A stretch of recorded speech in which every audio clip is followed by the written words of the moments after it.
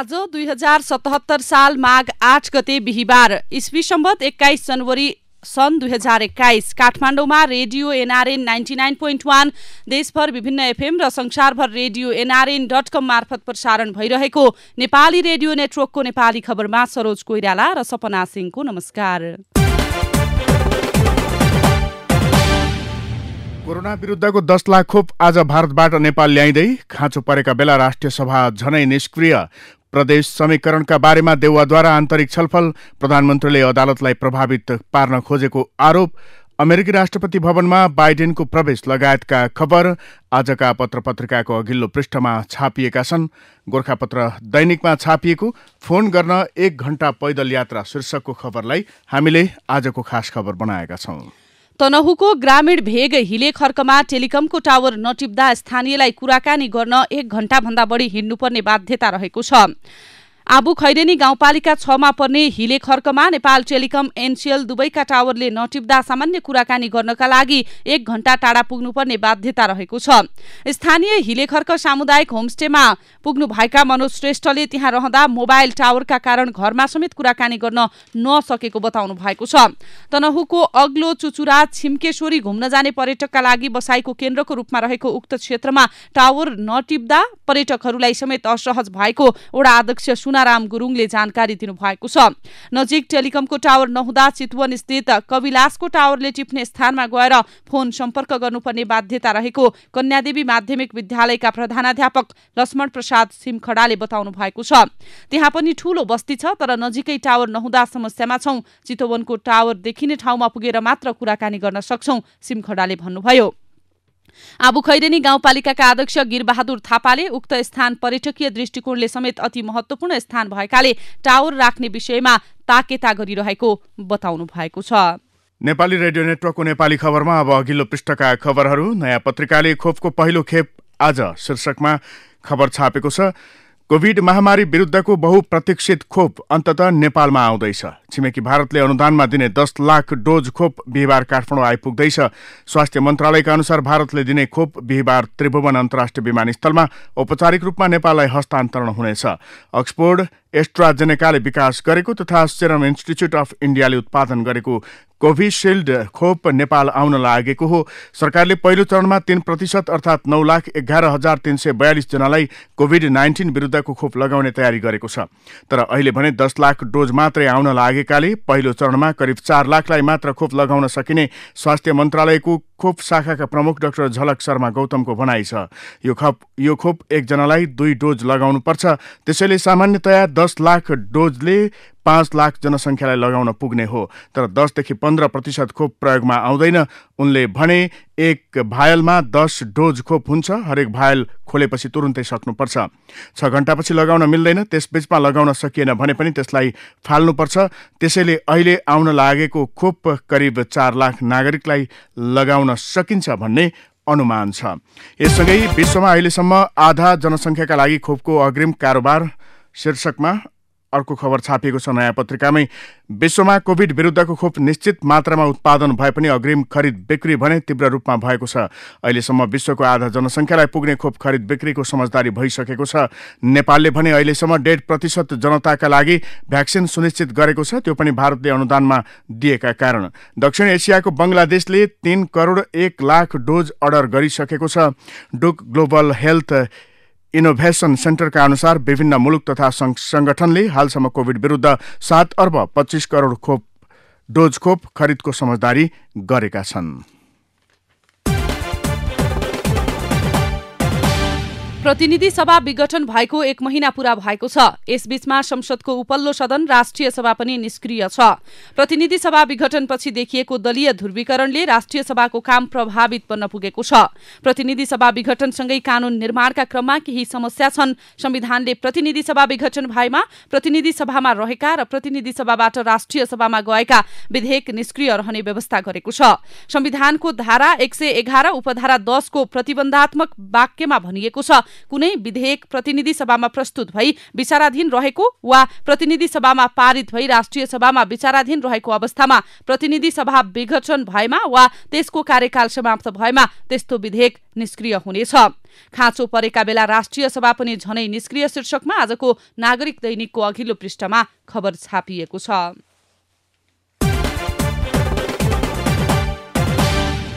प्रदेश समीकरणमा कंग्रेस नेताको एकै स्वर, ओलीको छायालाई नजोगाउँ शीर्षकमा नयाँ पत्रिकाले यो खबर छापेको छ। संसद विघटनपछि प्रदेशमा सत्ता समीकरणमा पार्टीको भूमिकालाई लिएर कंग्रेस सभापति शेरबहादुर देउवाले नेताहरूसँग छलफल थालेका छन्। प्रधानमन्त्री केपी ओलीकै छायाका रूपमा रहेको प्रदेश सरकारलाई समर्थन गर्दा संसद विघटन विरुद्धको आन्दोलन कमजोर हुने छलफलमा सहभागी नेताहरूको भनाइ छ। सभापति देउवाले बुधबार प्रदेश 1बाट केन्द्रीय समितिमा प्रतिनिधित्व गर्ने नेताहरूसँग छलफल गरेका छन्। यता संसद विघटनलाई असंवैधानिक, अलोकतान्त्रिक र सर्वसत्तावाद उन्मुख कदमको रूपमा व्याख्या गरेको कंग्रेसले बिहिबार देशका सबै वडामा र्याली र सभा गरेर विरोध गर्दैछ। देशभरका 6743 वटै वडामा कंग्रेसले एकसाथ संसद विघटनको विरोध गर्न लागेको हो।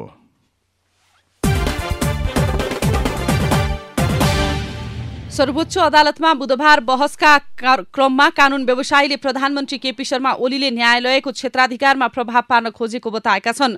प्रतिनिधि सभा विघटन विरुद्धको मुद्दामा बहसका क्रममा रिट निवेदक अधिवक्ता कञ्चन कृष्ण नेउपानेले प्रधानमन्त्री केपी शर्मा ओलीले सार्वजनिक कार्यक्रममा भाषण गर्दा संसद पुनर्स्थापना हुन नसक्ने दावी गर्नुलाई न्यायपालिकामाथिको हस्तक्षेप को प्रयास भएको बताउनु भएको छ। प्रधान न्यायाधीश चोलेन्द्र शमशेर जबरा, न्यायाधीशहरू विश्वम्भर प्रसाद श्रेष्ठ, अनिल कुमार सिन्हा, सपना प्रधान मल्ल र तेजबहादुर केसीको संवैधानिक इजलासमा बुधबार प्रतिनिधि सभा विघटन असंवैधानिक कदम भएको दावी गर्दै 6 जना कानून व्यवसायीले बहस गरेका छन्। आइतबारदेखि निरन्तर सुनवाई हुँदै आएको यो मुद्दामा रिट निवेदकका तर्फबाट बहस गर्ने सबै कानून व्यवसायीले प्रधानमन्त्रीले विघटन गर्न टेकेको संविधानको धारा गलत भएको दोहोर्याएका छन्। प्रतिनिधि सभा विघटन गर्दा प्रधानमन्त्रीले आधार मानेको संविधानको धारा 76 माथि विभिन्न तरिकाले व्याख्या, विश्लेषण, सवाल जवाब समेत बढेको छ। बहसकर्ताले धारा 76, 1 र 7 अनुसार कुनै पनि हालतमा प्रतिनिधि सभा विघटन गर्न नसकिने दावी गरेका छन्। प्रधानमन्त्रीले अदालतलाई प्रभावित पार्न खोजे शीर्षकमा नागरिक दैनिकको अघिल्लो पृष्ठमा खबर छ। ओलीले मलाई र प्रचण्डलाई जेल हाल्ने योजना बनाएका थिए, नेपाल शीर्षकमा हिमालय टाइम्स खबर लेख्छ। नेपाल कम्युनिस्ट पार्टी नेकपा दाहाल नेपाल समूहका अध्यक्ष माधव कुमार नेपालले प्रधानमन्त्री केपी शर्मा ओलीले पुष्पकमल दाहाल प्रचण्ड र आफूलाई जेल हाल्न चाहेको बताउनु भएको छ। बुधबार बिहान सम्पादकहरूसँगको छलफलमा उहाँले ओली बदलाको भाव लिएर अगाडि बढिरहेको बताउनु भएको हो। ओलीले अब म एक्सनमा जान्छु भनिरहनु भएको थियो। पहिले मलाई र पछि प्रचण्डजीलाई जेलमा कोच्ने उहाँको योजना थियो। नेपालले भन्नुभयो, मलाई ललिता निवास प्रकरणमा थुन्ने बताउनु भएको थियो। केही विषय पाएको भए अहिलेसम्म जेलमा कोचिसक्थे। नेता नेपालले ओलीको त्यस्तो अभिव्यक्तिपछि आफूले चुनौती दिएको पनि बताउनु भएको थियो। मैले एक केसमा जान्छु भने मैले चुनौती दिएपछि चाहिँ भनेकै छैन भन्नुभयो। नेपालले भन्नुभयो, चुनौती दिने बित्तिकै अरिङ्गालको गोलामा हान्ने र साइबर सेना खटाउने गर्नुहुन्छ। प्रधानमन्त्रीका हैसियतमा ओलीले गलत कदम लिँदै जाने र त्यसको जिम्मेवारी पार्टीले लिइरहनुपर्ने अवस्था सिर्जना भएको नेता नेपालले बताउनुभयो। ललिता निवास तथा त्यससँग सम्बन्धित सरकारी जग्गा हिनामिना सम्बन्धी अनुसन्धानलाई अन्तिम रूप दिएको प्रहरीको केन्द्रीय अनुसन्धान विभाग सीआईबीले 400 जना विरुद्ध मुद्दा दर्ताको अन्तिम तयारी गरेको छ। कोभिड-19 का कारण रोकिएको अनुसन्धान प्रक्रियालाई सीआईबीले अन्तिम रूप दिएको छ। सीआईबीले दोषी देखिएकालाई किर्ते र ठगीमा जिल्ला अदालत काठमाडौँमा मुद्दा दर्ता गर्ने तयारी गरेको छ। मुद्दा दर्ताको विषयमा सीआईबीले महान्यायाधिवक्ता कार्यालयसँग समन्वय गरिरहेको जनाएको छ। अख्तियार दुरुपयोग अनुसन्धान आयोगले 175 जनालाई दोषी करार गर्दै विशेष अदालतमा मुद्दा दर्ता गरे पनि सीआईबीले भने 400 जना भन्दा बढी दोषी देखिएको निष्कर्ष निकालेको छ। गृह मन्त्रालयबाट स्वीकृत लिएर अनुसन्धान थालेको सीआईबीले उक्त प्रकरणमा अनुसन्धानका लागि 1.5 वर्षभन्दा लामो समय खर्च गरेको छ। 2075 फागुन 28 को मन्त्री परिषद बैठकको निर्देशन र 2076 फागुन 2 मा गृह मन्त्रालय अन्तर्गत समरजङ कम्पनीले दिएको ठगी र किर्ते सम्बन्धी जाहेरीका आधारमा प्रहरीले अनुसन्धान थालेको थियो। सीआईबीको अनुसन्धान अन्तिम चरणमा पूर्व मुख्य सचिवदेखि न्यायाधीशसम्म तानिँदै शीर्षकमा आजको राजधानी दैनिकको अघिल्लो पृष्ठमा खबर छापिएको छ। भूकम्पले क्षतिग्रस्त सिंहदरबारको मुख्य प्रशासनिक भवन अन्तर्गतको पूर्वी मोहडाको प्रबलीकरण सम्पन्न भएको छ। यो पहिलो चरणको प्रबलीकरण हो। प्रबलीकरण सम्पन्न भएको सो भवनमा यसै साताभित्र प्रधानमन्त्री तथा मन्त्री परिषदको कार्यालय स्थानान्तरण हुने भएको छ। पश्चिमी मोहडाको प्रबलीकरण तीव्र गतिमा भइरहेको छ। सिंहदरबार स्थित 117 वर्ष पुरानो मुख्य भवनको प्रबलीकरण पूर्वी र पश्चिमी मोहडा गरी दुई भागमा भइरहेको छ। विक्रम सम्वत 1960 मा सिंहदरबार निर्माण गरिएको थियो। प्रधानमन्त्री कार्यालय सर्ने तयारी, सिंहदरबार प्रबलीकरण शीर्षकमा गोरखापत्रमा यो खबर छापिएको हो। काठमाडौँ उपत्यका लगायत देशका मुख्य शहरी क्षेत्रमा आवास परियोजनका लागि निर्माण भएका गगनचुम्बी अपार्टमेन्ट तथा ठूला व्यापारिक भवन आगलागी लगायत प्रकोपको दृष्टिले असुरक्षित देखिएका छन्।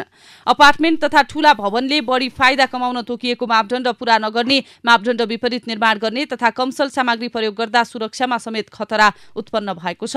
अपार्टमेन्ट तथा ठूला भवनको निर्माणका क्रममा मापदण्ड पूरा नगरेको विषयमा सम्बन्धित निकायबाट अनुगमन पनि नहुँदा आगलागी लगायतका दृष्टिले त्यस्ता अपार्टमेन्ट तथा भवनमा झनै खतरा देखिएको हो। संयुक्त आवासको स्वामित्व सम्बन्धी नियमावली 2060 मा संयुक्त आवास भवन निर्माण तथा सञ्चालन भए नभएको सम्बन्धमा अनुगमन तथा निरीक्षण गर्न सकिने व्यवस्था छ भने नियम विपरीत आवास भवन निर्माण तथा सञ्चालन गरेको देखिएमा कार्य गर्न रोक लगाउन सक्ने व्यवस्था पनि छ। तर शहरी क्षेत्रमा नियम विपरीत भवन निर्माण भए पनि सरोकारवाला निकायले चासो दिएको पाइएको छैन। काठमाडौँ रानीवन स्थित सोल्टी सिटीमा केही दिन अघि मात्र आगलागी भयो। आगलागी नियन्त्रणका लागि गएको टोलीले अपार्टमेन्टमा प्रवेश गरेर आगो नियन्त्रणको प्रयास गर्दा अपार्टमेन्टमा जडान गरिएका अग्नि नियन्त्रण सम्बन्धी उपकरणले काम नै नगरेको पाइएको छ। अपार्टमेन्टमा आकस्मिक रूपमा निस्कन मिल्ने द्वार र भर्याङभित्र र बाहिर दुवै ठाउँमा हुनुपर्ने मापदण्ड समेत पूरा नगरेको बताइएको छ। अपार्टमेन्ट नै असुरक्षित छैन, अनुगमन टोली शीर्षकमा आजको राजधानी दैनिकको अघिल्लो पृष्ठमा खबर छ। विश्वकै शक्तिशाली राष्ट्र अमेरिकाको 46औं राष्ट्रपतिमा जो बाइडेनले वाशिङटन डीसीमा आयोजित एक समारोहका बीच शपथ ग्रहण गर्नुभएको छ। डेमोक्रेटिक पार्टीका बाइडेनले अमेरिकाको 46औं राष्ट्रपतिका रूपमा बुधबार राति शपथ ग्रहण गर्नुभएको हो। उहाँ गत नोभेम्बरमा भएको राष्ट्रपति निर्वाचनमा विजयी हुनुभएको थियो। अमेरिकी कानून अनुसार जनवरी 20 मा शपथ ग्रहण गरी पदभार ग्रहण गर्ने परम्परा अनुसार बाइडेन 46औं राष्ट्रपतिका रूपमा व्हाइट हाउस प्रवेश गर्नुभएको हो। अमेरिकाको 46औं राष्ट्रपतिमा जो बाइडेनको शपथ शीर्षकमा हिमालय टाइम्सले यो खबर लेखेको हो।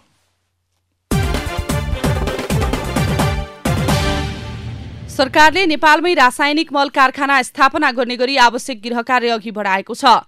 बाली लगाउने बेलामा सधैँ नेपाली किसानले बेहोर्दै आइरहेको रासायनिक मलको अभावको दीर्घकालीन समाधान गर्ने योजनाका साथ सरकारले पहिलो पटक स्वदेशमै रासायनिक मल कारखाना स्थापनाको तयारी सम्बन्धी गृह कार्यलाई तीव्रता दिएको छ।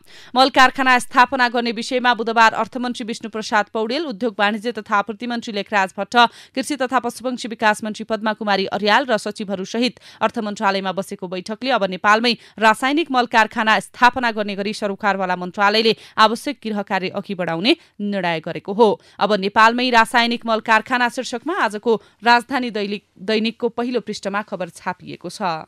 नेपाली खबरमा अब भित्री पृष्ठका खबर। सरकारले प्रतिनिधि सभा विघटन गरी मध्यावधि निर्वाचनको घोषणा गरेसँगै जिल्लास्थित निर्वाचन कार्यालयले निर्वाचनसँग सम्बन्धित गतिविधि बढाएका छन्। सरकारले तोकेअनुसार आगामी 17 र 27 वैशाखमा निर्वाचन सम्पन्न गर्ने लक्ष्यसहित जिल्ला निर्वाचन कार्यालयले कार्यक्रम अघि बढाएका हुन्। संसद विघटन गर्ने सरकारको घोषणा खारेजीको माग गर्दै सर्वोच्च अदालतमा परेका रिटमाथि सुनवाई चलिरहे पनि केन्द्रीय निर्वाचन आयोगको निर्देशन अनुसार जिल्लाहरूले गतिविधि बढाएका हुन्।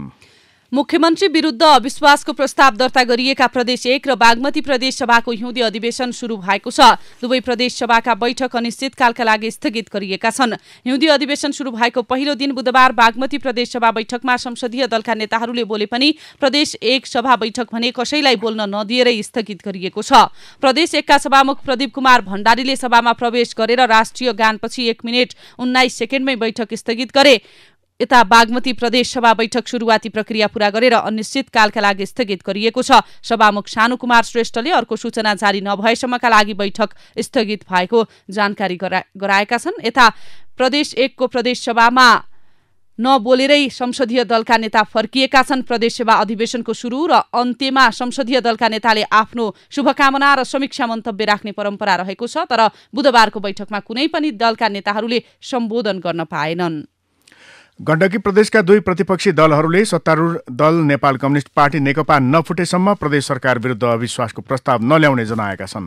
नेपाली कांग्रेस र जनता समाजवादी पार्टी जसपा संसदीय दलले बुधबार पोखरामा पत्रकार सम्मेलन गरेर सत्तारूढ दल नेकपा औपचारिक रूपमा नफुटेसम्म मुख्यमन्त्री पृथ्वी सुब्बा गुरुङ विरुद्ध अविश्वास प्रस्ताव नल्याउने स्पष्ट पारेका हुन्।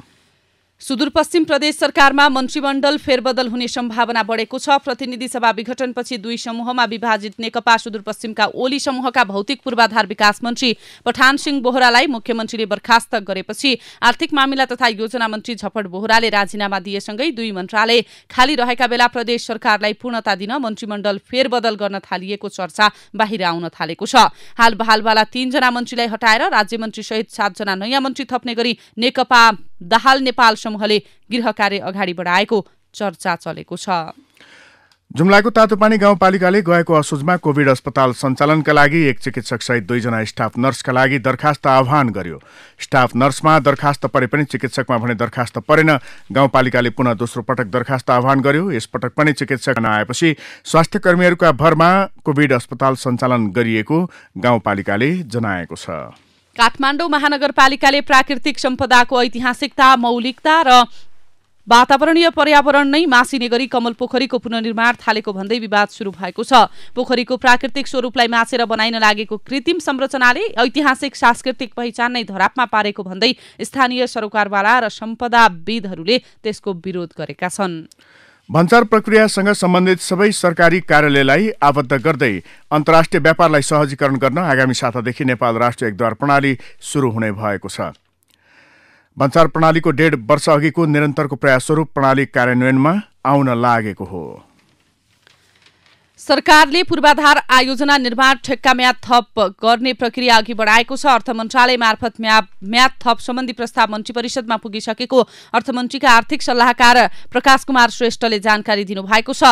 केही अघि नै म्याद थपको निर्णय भइसकेको भन्ने सूचना आएको भए पनि अझै सार्वजनिक नभएकाले अहिले प्रक्रियामा छ भन्न सकिन्छ। उहाँले भन्नुभयो, अहिले प्रक्रियामा नै रहेकाले कति अवधिका लागि म्याद थप हुँदैछ स्पष्ट नभइसकेको उहाँले बताउनु भएको छ।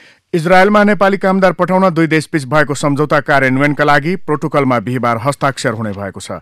कार्यान्वयन प्रोटोकलमा इजरायल सरकारको तर्फबाट नेपालका लागि इजरायलका राजदूत हन्नान गोडरे गोल्डबर्गर र नेपालको तर्फबाट वैदेशिक रोजगार विभागका महानिर्देशक कुमार प्रसाद दाहालले हस्ताक्षर गर्नुहुनेछ। विशेष आर्थिक क्षेत्र सेज प्राधिकरणले सिमरामा निर्माण गरेको गार्मेन्ट प्रोसेसिङ जोन जीपीजेड खारेज गरेको छ। गार्मेन्ट जोनमा तयारी पोसाक उद्योग खोल्न उद्योगीहरू इच्छुक नदेखिएपछि प्राधिकरणले त्यसलाई खारेज गर्ने निर्णय गरेको हो। अब उक्त गार्मेन्ट जोनलाई विशेष आर्थिक क्षेत्रका रूपमा सञ्चालन गरिनेछ। अब विदेशका खबर। कोरोनाको नयाँ स्वरूपको भाइरस विश्वका कम्तीमा पनि 60 देशमा संक्रमण विस्तार भएको समाचार प्राप्त भएका छन्। प्राप्त समाचार अनुसार यो संक्रमण विश्वका 60 देशमा पुगिसकेको र विश्व स्वास्थ्य संगठनले बुधबार दिएको जानकारी अनुसार सो भाइरस यो हप्ता विश्वका 10 वटा देशमा मात्र सीमित रहेको थियो। उक्त संगठनले महामारीको यो स्वरूप दिन प्रतिदिन नयाँ नयाँ देशमा पुगिरहेको बताएको छ। विश्वमा कोरोना भाइरसबाट मृत्यु हुनेको संख्या 20 लाख भन्दा बढी पुगिसकेको छ। अब खेल र खेलाडीका खबर। त्रिपुरेश्वर स्थित दशरथ रङ्गशालामा राष्ट्रिय महिला फुटबल लिग सुरु भएसँगै कोरोना भाइरस महामारीका कारण करिब 1 वर्षदेखि बन्द रहेको नेपालको घरेलु फुटबल पनि फर्किएको छ। गत माघमा सम्पन्न शहीद स्मारक ए डिभिजन लिगपछि दशरथ रङ्गशालामा कुनै पनि खेल भएको छैन। कतार विश्वकप 2022 अन्तर्गतको छनौट खेलका खेलहरू नेपालले चैतमा खेल्ने तालिका रहेको थियो, तर विश्वव्यापी रूपमा फैलिएको महामारीका कारण सो खेल स्थगित हुन पुग्यो। गत कार्तिकमा नै उक्त खेल तालिका रहे पनि कोरोनाका कारण सञ्चालन हुन सकेन। सोही खेल आगामी चैतसम्मका लागि तय भइसकेको छ। अब कला र साहित्यका खबर। अग्रज लोक तथा दोहोरी गायक रत्न बानिया अब हामी माझ रहेनन्। उनको बुधबार बिहान पख 58 वर्षको उमेरमा निधन भएको हो। केही समयदेखि गायक बानियाको दुवै मृगौलाले काम गर्न छाडेको थियो। उनी उच्च रक्तचाप र मधुमेहबाट समेत पीडित थिए। मृगौलाको उपचार गर्दै आएका उनको उपचारकै क्रममा ओम अस्पतालमा गए राति 3 बजे निधन भएको हो। लोक गायक रत्न बानियाको बुधबार दिउँसो पशुपति आर्यघाटमा दाह संस्कार गरिएको छ। अब विचार विश्लेषणको पालो। कमल सहितको कमल पोखरी शीर्षकमा अन्नपूर्ण पोस्टको सम्पादकीय विचार छापिएको छ। सांस्कृतिक सम्पदा मानव समुदायका चिनारी हुन्। विगतमा ढकमक्क कमल फुल्ने भएकै कारण सो पोखरीलाई कमल पोखरी भनिएको हो र सोही आधारमा ठाउँको पहिचान फैलिएको हो। सकिन्छ भने सजीव कमलकै फूल रोपेर पोखरीलाई जीवन्तता दिनुपर्छ। पोखरीको सुन्दरता बढाउन सिमेन्टबाट कमलको फूल बनाउनै नहुने भन्ने होइन, तर जुन वस्तुका नामबाट पोखरीको नाम रहेको छ त्यसको जरो नै उखेल्नु चाहिँ हुँदैन। आधुनिकीकरणका नाममा कंक्रिट प्रयोगबाट पुराना संरचनालाई पुरै विस्थापित गरिनु पनि व्यावहारिक हुँदैन। यो वास्तविकतालाई महानगरपालिकाले बुझ्न जरुरी छ। कतिपय अवस्थामा संरक्षणकर्मी र अभियानकर्मीमाथि राजनीतिक प्रभावबाट प्रेरित भएर विकास निर्माणका काममा अवरोध गर्न खोजेको आरोप लाग्ने गरेको छ। यस्ता आरोप पुष्टि हुने गरी उनीहरूले आफूलाई प्रस्तुत गर्नु हुँदैन। खोपको खरिदमा पारदर्शिता शीर्षकमा आजको नयाँ पत्रिका दैनिकमा डाक्टर हितेश कुमार भट्टराईको विचार छापिएको छ। खोप खरिद गर्नु अघि खोपको उपयुक्तता तथा लागत लाभको हिसाब किताबले पारदर्शिताका साथै सूचित निर्णय प्रणालीको विकासमा पनि सहयोग पुर्याउँछ। विभिन्न खोपमध्ये हामीलाई कुन चाहिँ उत्तम हुन्छ भन्न निम्न बुँदामा विश्लेषण गर्नुपर्छ। खोप कति सुरक्षित छ, खोप कति उपयोगी छ, खोपले संक्रमणबाट कति समय सुरक्षा दिन्छ, कति उमेरकालाई प्रतिरक्षा गर्छ, खोप लिएका बाहेक अरूलाई पनि बचाउन सक्ने क्षमता छ कि छैन, तथा अरू रोगबाट बचाउन सक्ने क्षमता छ वा छैन। कोरोना विरुद्ध खोप कार्यक्रम सञ्चालन गर्नु चुनौती मात्र नभएर एउटा अवसर पनि हो। जनशक्ति छैन भने जनशक्तिको विकास गर्ने अवसर हो। भण्डारण क्षमता पर्याप्त छैन भने क्षमता बढाउन सकिन्छ। रोगको अनुगमन गर्ने क्षमता अपुग्छ भने त्यो पनि थप्न सकिन्छ। अबको राजनीतिक गन्तव्य कता शीर्षकमा हिमालय टाइम्समा प्रकाशमणि दाहालको विचार छापिएको छ। 21औं शताब्दीका फेदमा आइपुगेको विश्वमा हालसम्म प्रचलित सबै खाले राजनीतिक दर्शनको परीक्षण भइसकेको छ। समयको यस प्रवाहमा थिरिएका दुईवटै सिद्धान्त देखिन्छन्। एउटा हो कानूनको शासन अर्थात् स्वतन्त्र अदालत, स्वतन्त्र प्रेस, अनिवार्य स्वतन्त्र निष्पक्ष आवधिक निर्वाचन मार्फत सत्ता गठबन्धन सञ्चालन, हस्तान्तरणको स्थायी पद्धति अन्तर्गतको राजतन्त्र तथा कानूनी अनुगमन अन्तर्गत कायम स्वतन्त्र बजार प्रणालीमा आधारित अर्थतन्त्र भएका निष्ठावान बहुलवादी समावेशी संसदीय प्रजातन्त्र।